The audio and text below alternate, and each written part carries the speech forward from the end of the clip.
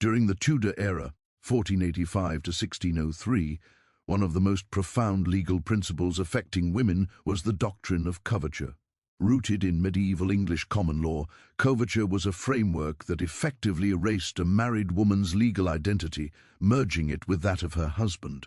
Under this system, women, regardless of social status, had little to no legal autonomy. While today the idea seems shocking, in Tudor England it was an entrenched norm, reflecting broader societal attitudes that viewed women primarily as property and instruments of familial strategy rather than as independent individuals.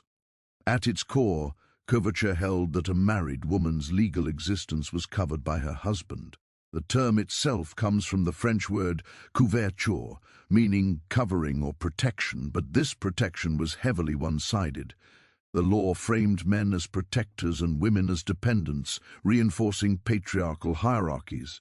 In practice, this meant that women could not own property, enter into contracts, make wills, or sue in court without their husband's consent.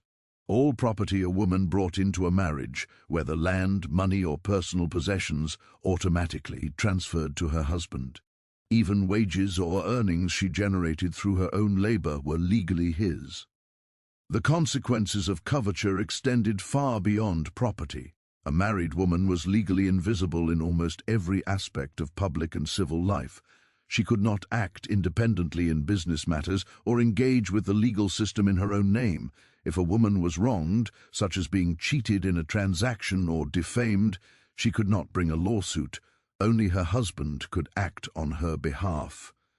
This created a situation where a woman's rights and protections were entirely dependent on her husband's willingness to advocate for her. In effect, coverture rendered women legally childlike, subject to the authority of men at every turn. Coverture also had profound implications for marriage itself. Marriage was less a partnership of equals and more a legal absorption of a woman into her husband's identity.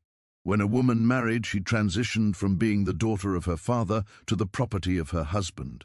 This transfer was often formalized through dowries, which were payments made by a bride's family to the groom to secure the union. Dowries further reinforced the notion that women were commodities exchanged between men and families for economic or social gain. In this sense, coverture not only limited women's independence, but also institutionalized their treatment as objects of transaction rather than autonomous citizens. While coverture primarily affected married women, unmarried women were not entirely free from male control. Young women were often placed under the guardianship of male relatives, and arranged marriages were common. Families sought to control daughters' inheritances and marital prospects, using their daughters as tools for social advancement. Even wealthy women who inherited property were vulnerable.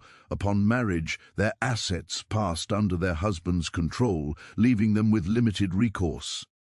For many Tudor women, the legal system ensured that marriage was not a choice made for personal or romantic reasons, but a binding economic and social contract dictated by men. The enforcement of coverture was intertwined with societal expectations. Tudor society reinforced these legal structures through social norms that emphasized female obedience, domesticity, and submission. Women were expected to be dutiful wives, caring for their households, bearing children, and supporting their husbands' ambitions. Any woman who challenged these norms, by attempting to control property, conduct business independently, or act outside her husband's authority, risked social ostracization, legal retribution, or even physical punishment. Laws and customs worked hand in hand to maintain male dominance, creating a system where women's dependency on men was both legally codified and socially celebrated, yet coverture was not entirely absolute in every circumstance. Some women found ways to navigate these constraints, though often at great personal or legal risk. Widows, for example, had more freedom than married women, as they could inherit and manage property in their own name. Certain noble women and wealthy merchants' daughters also negotiated prenuptial agreements or settlements, designed to preserve some control over their assets. Nevertheless, these exceptions were rare and typically limited to women of high status.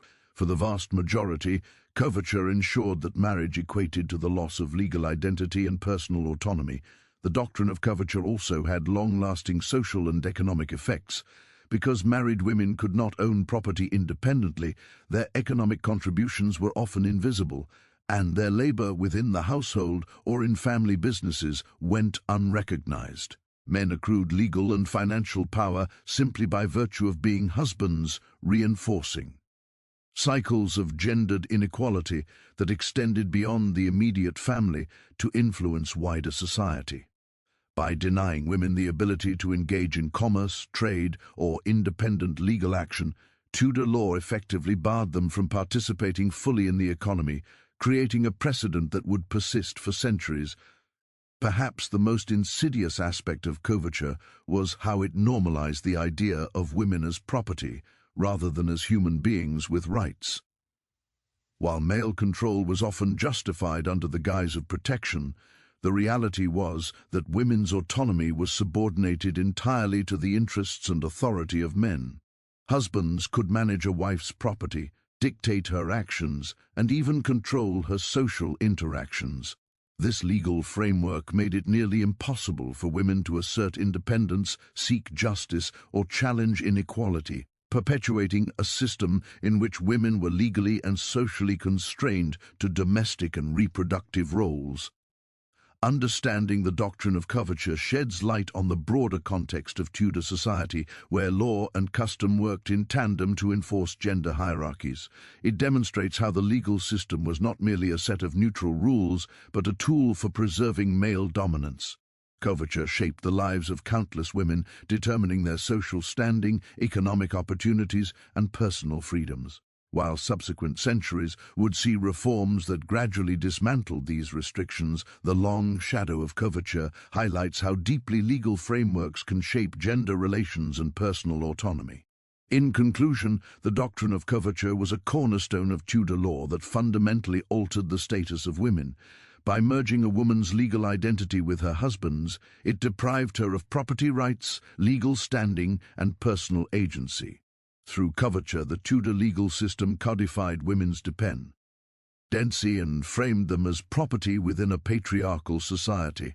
The effects of this law were far-reaching, influencing social norms, economic practices, and family structures in England for generations.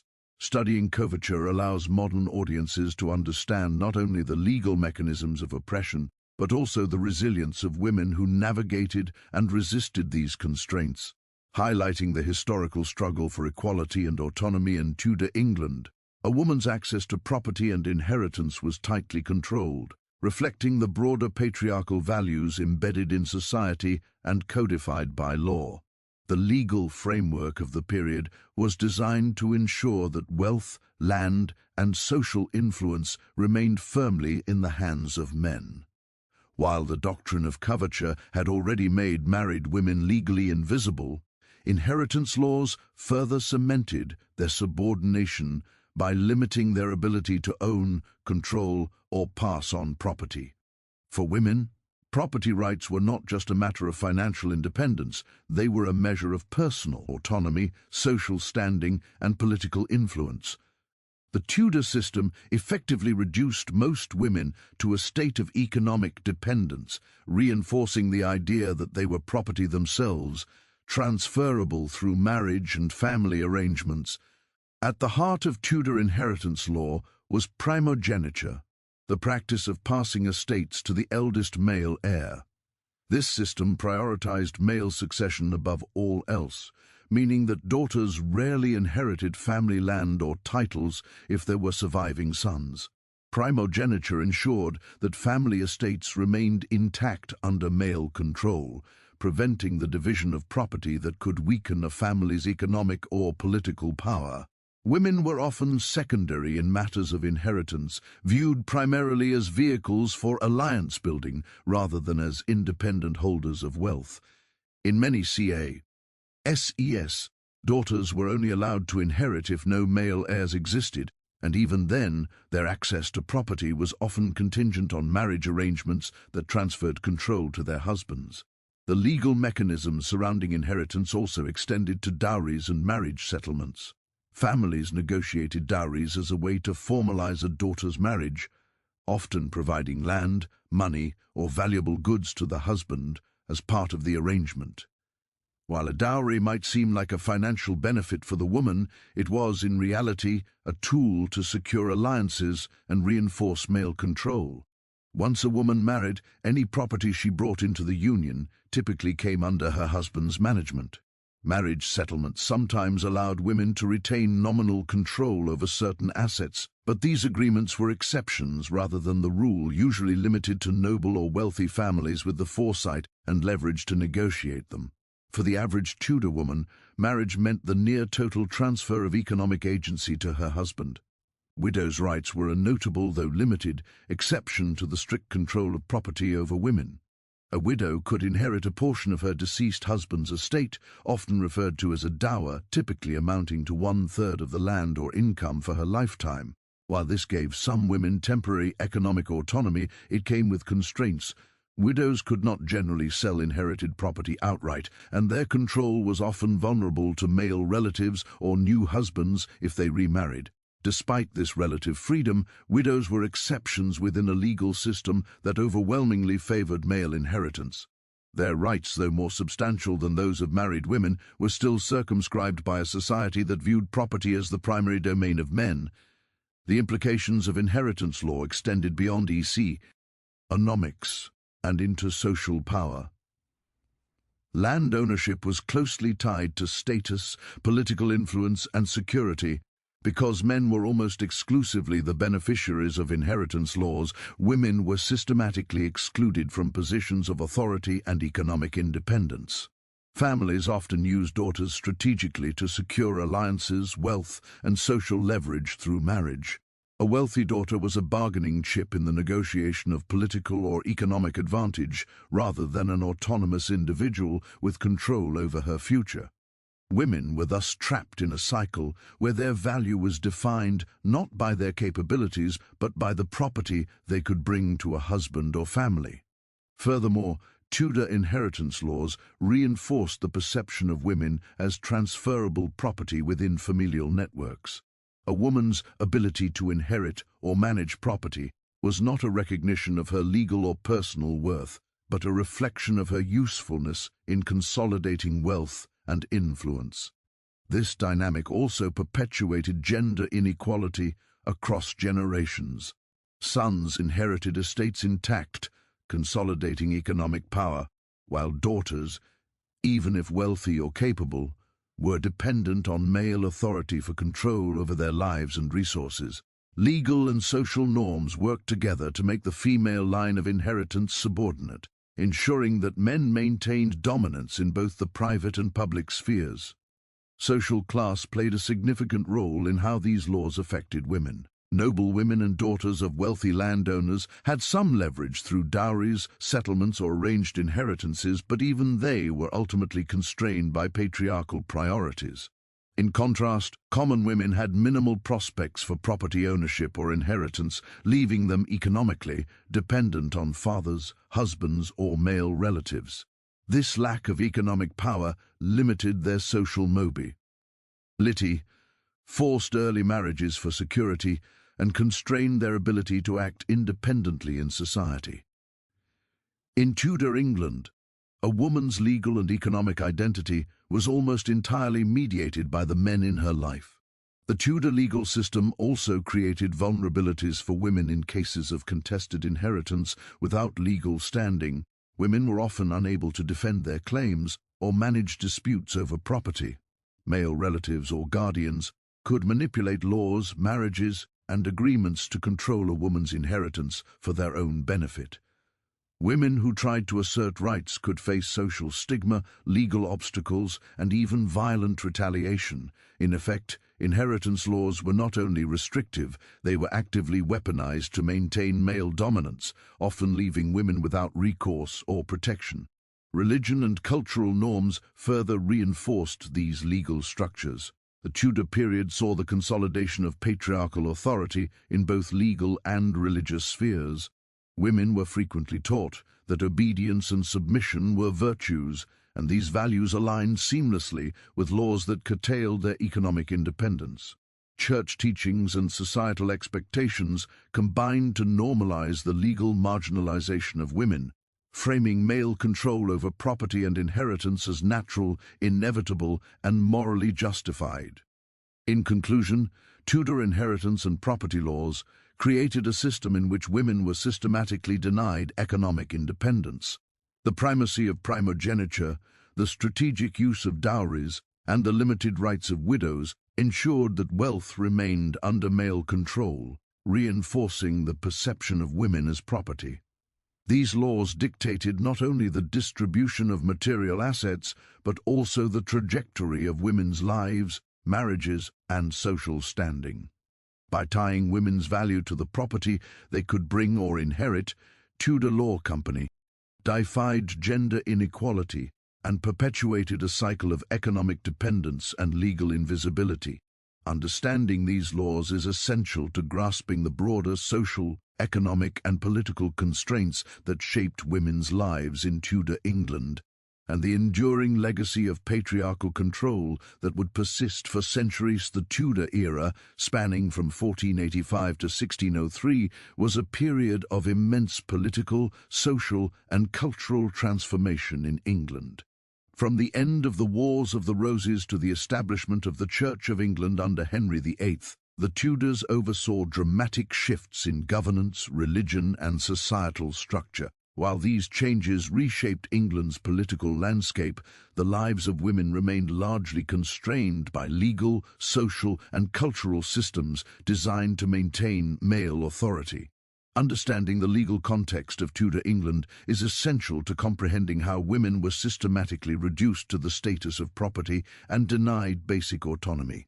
Tudor law, underpinned by both statute and common law, entrenched the subjugation of women in ways that affected every aspect of their lives, economic, social, and personal. At the core of the Tudor legal system was the notion that society functioned hierarchically, with men occupying positions of authority and women existing in subordinate roles. The law codified this hierarchy in explicit ways, particularly regarding marriage, property rights, and social responsibilities. Women's legal identity was, in most cases, defined entirely by their relationships to men, first their fathers, then their husbands, and in some cases, their male guardians or brothers. From birth, a girl's prospects and potential freedoms were largely determined by her father's status, wealth, and marital strategies. Unlike men, whose legal personhood was fully recognized, women's legal existence was considered contingent, incomplete, or even irrelevant in the absence of male oversight. The most striking manifestation of this hierarchy was the doctrine of coverture, a legal principle that subsumed a married woman's identity into that of her husband.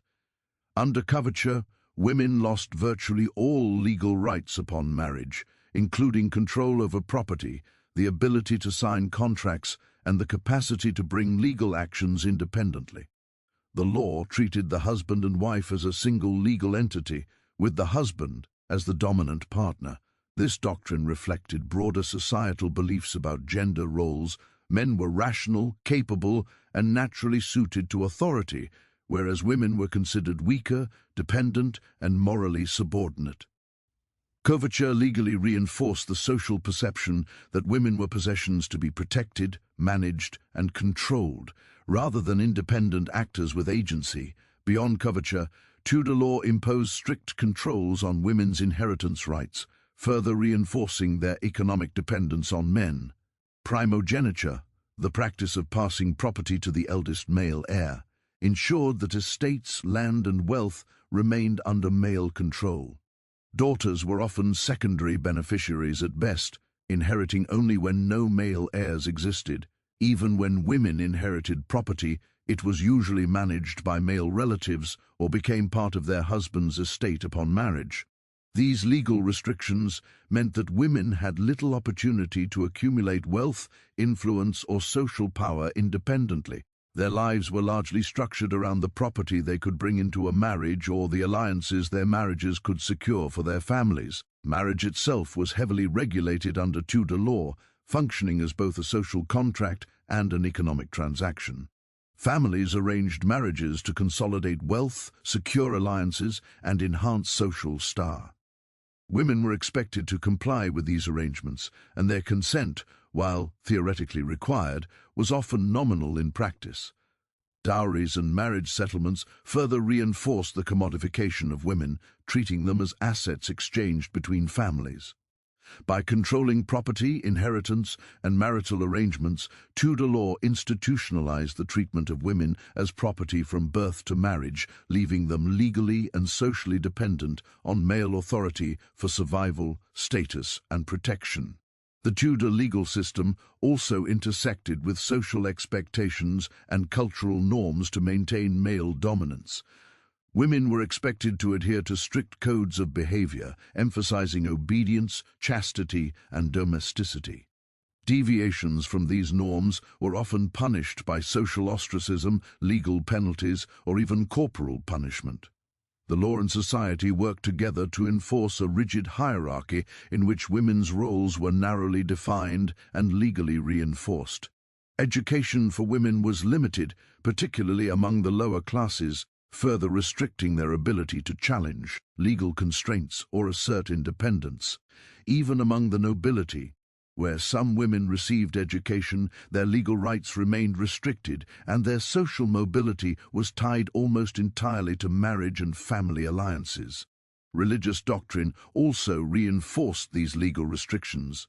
The Tudor period was marked by religious upheaval, including the establishment of the Church of England, but both Catholic and Protestant teachings emphasized the subordination of women to male authority. Religious texts and sermons reinforced the idea that a woman's place was in the home, serving her husband and children, and that obedience to male authority was divinely mandated. The intertwining of religious and legal authority made the subjugation of women appear both natural and inevitable, embedding gender inequality deeply into the fabric of Tudor society. Despite these severe limitations, some women found ways to navigate the constraints imposed by Tudor law. Widows, for example, could exercise some legal and economic autonomy through dower rights, inheriting a portion of their late husband's estate. Noble women occasionally negotiated settlements that allowed them limited control over property. However, such cases were exceptional and depended heavily on social status, wealth, and family connections. The majority of women, particularly those from lower social classes, experienced nearly complete dependence on male relatives or spouses throughout their lives. The Tudor legal context also had long-term consequences, shaping the trajectory of women's rights in England for centuries. By codifying women's subordination, property restrictions, and economic dependency, these laws created a precedent for gender inequality that persisted well beyond the Tudor period. The principles established during this era influenced later legal frameworks, social norms, and cultural expectations, creating structural barriers that women would continue to fight against in subsequent centuries.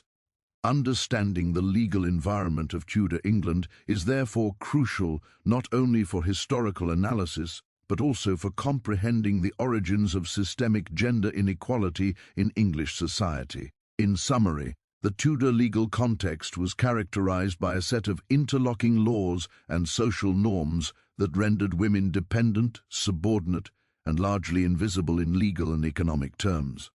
Doctrines such as coverture, inheritance laws, and marital regulations ensured that women were treated as property with limited rights and autonomy. Social and religious norms reinforced these legal structures, creating a society in which male authority was absolute and female independence was nearly impossible.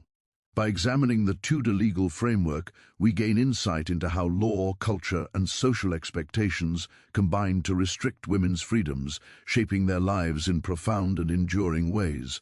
The treatment of women as property under Tudor law is a stark reminder of the ways legal systems can perpetuate inequality and underscores the historical struggle for women's rights that continues to resonate today. The Tudor legal system did more than regulate property, inheritance, and marriage.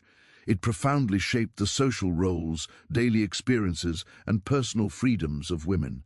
Laws such as coverture, inheritance restrictions, and marriage regulations created a framework in which women were not only legally subordinate to men, but also socially constrained in nearly every aspect of life.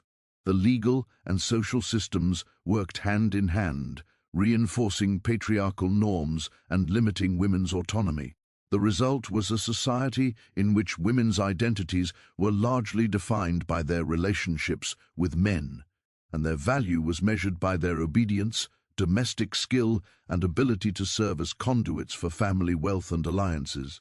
One of the most significant social implications of Tudor law was the restriction of women's agency and independence.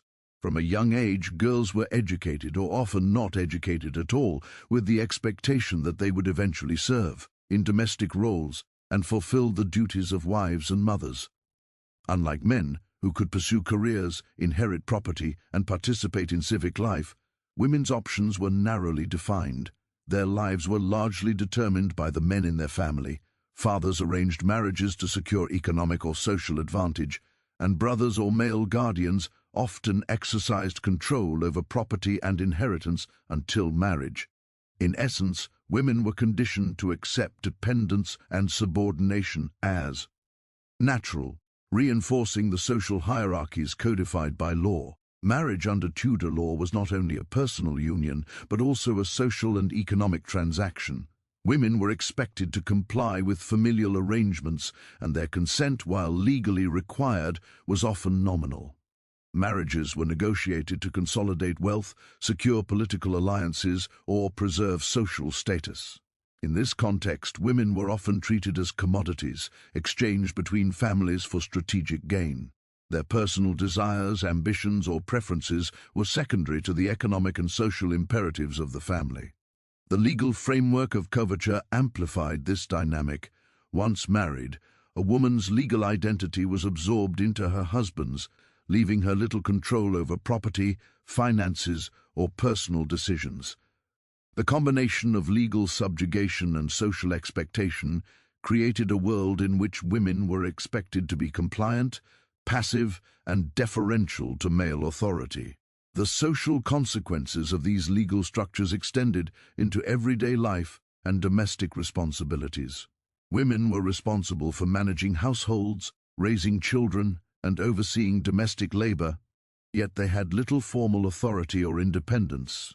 In wealthier households, women might supervise servants, manage household finances, and oversee agricultural production on estates.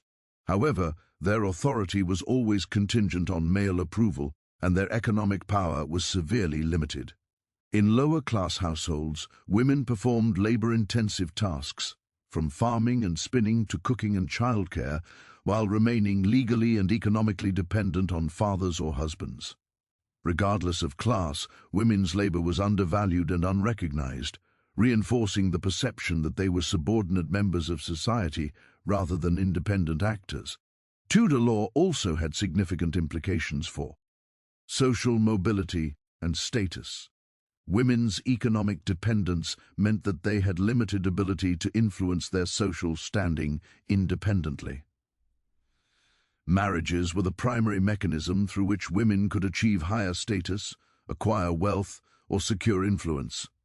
Noble women might wield some power indirectly through marriage alliances, serving as connectors between influential families or acting as matriarchs who shaped family strategy. Yet even these women were constrained by legal norms that subordinated them to husbands and fathers, making their influence conditional and often temporary. For common women, the lack of property rights and inheritance opportunities left them vulnerable to poverty, exploitation, and social marginalization, limiting opportunities for upward mobility and self-determination. Another significant social implication was the reinforcement of gendered hierarchies in law, culture, and religion. Women's legal invisibility under coverture and related laws aligned with contemporary cultural beliefs that framed women as morally weaker, intellectually inferior, and naturally suited to domestic roles. Religious teachings reinforced these ideas, portraying female obedience and submission as virtuous and divinely ordained. Sermons, moral treatises, and educational materials emphasized women's duties to serve fathers, husbands, and children, creating a pervasive culture that normalized legal and social inequality. In this context, women's limited autonomy was not merely a legal issue, but a deeply entrenched social expectation, perpetuated across generations. The vulnerability of women to abuse was another consequence of Tudor law. With legal identity largely subsumed by husbands and male relatives, women had limited recourse if subjected to physical, sexual, or financial abuse. Coverture meant that husbands held legal control over their wives' property, labor, and even bodies.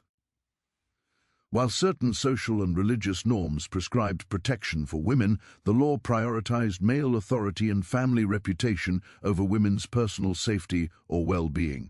Women who resisted male control or challenged social expectations risked punishment, ostracism, or worse, highlighting the profound social costs of legal subjugation. The Tudor legal framework also shaped women's social networks and relationships. Female interactions were often mediated by their family or household roles. Friendships, mentorships, and social activities were constrained by gender norms, and women's public presence was limited. Their mobility was restricted, both physically and socially, because of legal dependence and social expectations. The home was both a space of authority and confinement. Women were expected to exert influence within domestic spheres, but were denied autonomy in public or civic life. Even educated or talented women were constrained, as social and legal norms dictated that their knowledge and abilities serve male-dominated household or family structures rather than independent careers or pursuits. Despite these constraints, Tudor women exhibited resilience and ingenuity in navigating their limited roles. Many found ways to influence household decisions, manage estates on behalf of husbands or sons, and support extended family strategies. Noble women occasionally acted as advisors, estate managers, or guardians, using social and familial leverage to exercise authority indirectly.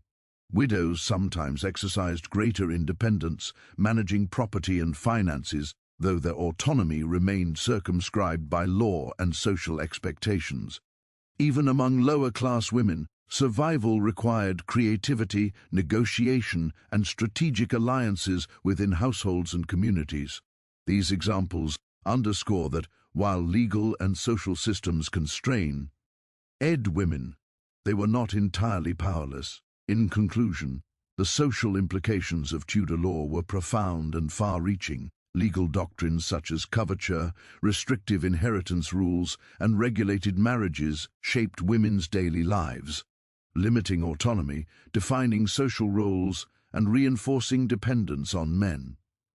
Women's value was tied to their domestic labor, obedience, and ability to facilitate family alliances, while their economic and legal rights were severely curtailed. These structures perpetuated gender hierarchies across all social classes, embedding inequality into every aspect of life, from property and marriage to family, education, and social mobility. By examining the social consequences of Tudor law, we gain insight into how deeply legal and cultural systems intersected to control women's lives. Highlighting the enduring historical struggle for autonomy and equality. Legal framework established during the Tudor era left an enduring imprint on English society, particularly in the treatment and perception of women. Laws such as coverture, restrictive inheritance rules, and marriage regulations not only dictated the immediate lives of Tudor women, but also set precedents that influenced centuries of legal and social norms. Understanding the legacy of these laws is essential for comprehending the historical trajectory of gender inequality in England and the broader Western world. By codifying women's subordination and framing them as property, Tudor law created a blueprint for patriarchy that persisted well into the modern era, shaping the social, economic, and political opportunities available to women for generations.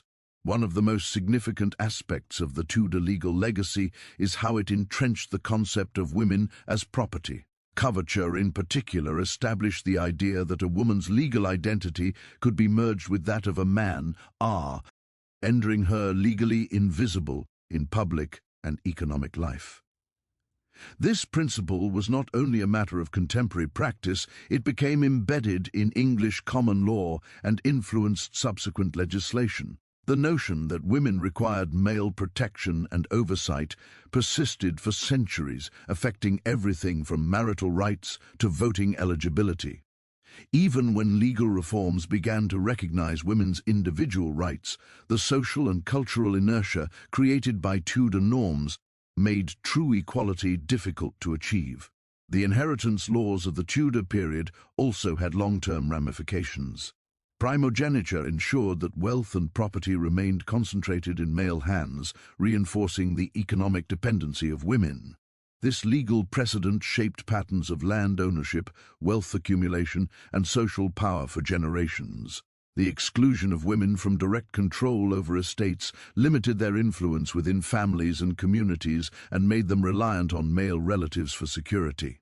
These restrictions were gradually challenged over time, but the echoes of Tudor inheritance law persisted into the 18th and 19th centuries, contributing to systemic economic inequality between men and women. Marriage laws, too, left a profound historical legacy. Tudor marriages, often arranged to consolidate wealth and power, institutionalized the treatment of women as instruments of family strategy. Dowries, settlements, and coverture ensured that women had minimal agency in these transactions. The long-term impact of this system extended beyond the personal to the societal level, reinforcing hierarchical structures that privileged male authority. The emphasis on women's obedience and domestic role became deeply ingrained in cultural norms, influencing Victorian ideals of femininity and the angel in the house concept that dominated English social thought for centuries. The legacy of these legal and cultural frameworks demonstrates how Tudor laws shaped not only immediate legal relationships, but also broader societal expectations of gender roles. The Tudor legal system also contributed to the perpetuation of social inequalities across generations. By limiting women's access to education, property, and legal recourse, these laws created structural barriers that affected their families and descendants. Women were often positioned as intermediaries through which wealth, influence, and social alliances were transmitted, rather than as independent agents capable of shaping their own destinies. This systemic inequality meant that women's contributions, both economic and social, were frequently undervalued or invisible. The long-term consequence was a society in which men maintained dominance in legal, political, and economic spheres, while women's agency remained constrained by both law and custom. Despite these constraints, the Tudor period also provides evidence of female resilience and adaptation. Some women navigated the legal and social restrictions to exert influence within households, manage estates, or secure advantageous marriages. Widows, in particular, could exercise a degree of autonomy, managing property and finances that were otherwise inaccessible to married women. Noble women occasionally acted as advisors or estate managers, using social and familial leverage to exercise authority indirectly. These examples demonstrate that even within a system designed to limit female power, women found ways to assert agency and influence outcomes. The resilience of Tudor women laid the groundwork for future challenges to patriarchal legal structures. The long-term historical significance of Tudor laws is also evident in the legal reforms that followed. For instance, the Married Women's Property Acts of the 19th century directly addressed the issues created by coverture, allowing married women to own and control property independently of their husbands. These reforms can be seen as a response to centuries of legal precedent that had denied women autonomy. Similarly, changes in inheritance laws, marriage regulations, and women's legal rights reflected a gradual but persistent effort to dismantle the structures established during the Tudor period. Understanding the origins of these reforms highlights how historical legal systems shape contemporary struggles for equality and social justice. The Tudor era also influenced cultural representations of women and gender roles. Literature, art, and historical accounts from the period reflect the social expectations and limitations placed on women. Female characters in Tudor drama, poetry, and chronicles were often portrayed as obedient, virtuous, or dependent, mirroring legal realities. These representations helped reinforce social norms, creating a feedback loop in which law, culture, and social expectation mutually reinforced the subordinate status of women. The study of these cultural artifacts provides insight into how legal frameworks extend beyond formal statutes to shape perceptions, behaviors, and societal attitudes over time. Furthermore, the legacy of Tudor laws highlights the interconnectedness of law, economics, and social power. By controlling property, inheritance, and marriage, the legal system ensured that men maintained economic dominance and political influence. Women's exclusion from these spheres reinforced broader power structures, limiting their participation in civic life and consolidating male authority. The ripple effects of these legal arrangements were felt not only within households, but also in the broader social and political order. The Tudor period demonstrates how legal mechanisms can shape societal hierarchies, institutionalize inequality, and influence cultural norms for generations. Studying Tudor law and its legacy also provides critical lessons for modern audiences. It shows how legal systems can entrench social hierarchies and codify inequality, often under the guise of protection or tradition. The treatment of women as property in Tudor England serves as a historical case study in how law, culture, and social expectation can intersect to limit autonomy and opportunity. By examining these historical structures, we can better understand the origins of contemporary gender inequalities and the importance of legal and social reforms in promoting equality and justice. In conclusion, the legacy and historical significance of Tudor laws are profound and multifaceted. Coverture, restrictive inheritance practices, and regulated marriage not only constrained women's lives in the 16th and early 17th centuries, but also set precedents that influenced English law and society for centuries. These legal frameworks reinforced the perception of women as property, perpetuated economic and social inequality, and limited opportunities for female autonomy and social mobility. At the same time, women found ways to navigate these constraints, demonstrating resilience and agency within a system designed to subordinate them. The study of Tudor law underscores the long-lasting effects of legal systems on social structures, cultural norms, and gender relations, offering valuable insights into the historical foundations of women's struggle for autonomy and equality. By understanding this legacy, we gain a clearer perspective on how past legal and social systems continue to influence contemporary discussions about gender, rights, and justice.